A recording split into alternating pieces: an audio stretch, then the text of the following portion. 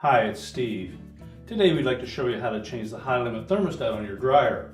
It's a really easy job. Let me show you how we do it. Now the high-limit thermostat on this model is located just above the heating element at the rear of the drum. It's held in place with two 1/4-inch hex head screws under this mounting bracket. Now before we remove the screws, we'll first of all take the wires off of the terminals. So grasp the terminal end of the wire and pull them off. And if they're on there really snug, take a pair of needle nose pliers. Again, we'll grasp the terminal itself and then pull them off.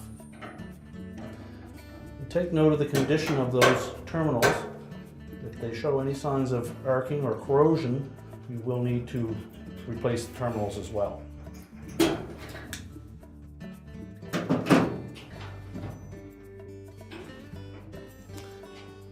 We have enough room, so we're going to remove the two mounting screws to the thermostat.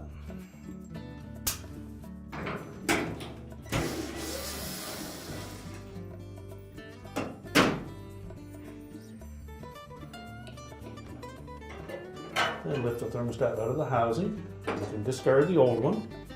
Now when installing the new one, we suggest that you put the terminals on first. Make sure they're on nice and snug. If they're the least bit loose, take the needle nose pliers and just crimp that terminal.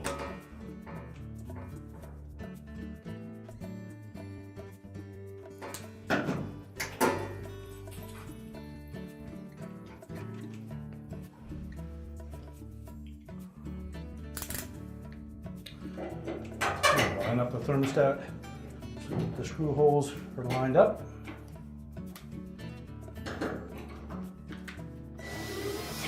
And secure it with both screws. Now typically the reason that your high-limit thermostat would fail is because of a restricted vent. So you want to inspect that and make sure that the vent cap on the outside of your home is free, that there are no bird's nests in it or any sags that have accumulated lint and or water in them to restrict that air vent. And now we can close the dryer up. Just lower the top down, line up the locator pins, press it down into place.